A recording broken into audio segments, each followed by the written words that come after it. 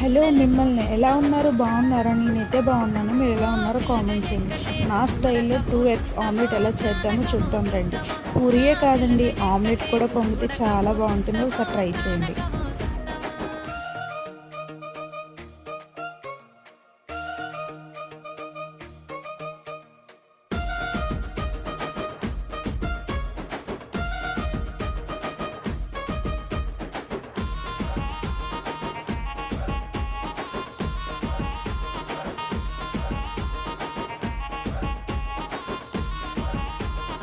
అందాల గుమ్మ నేను ఆగకపోతున్నా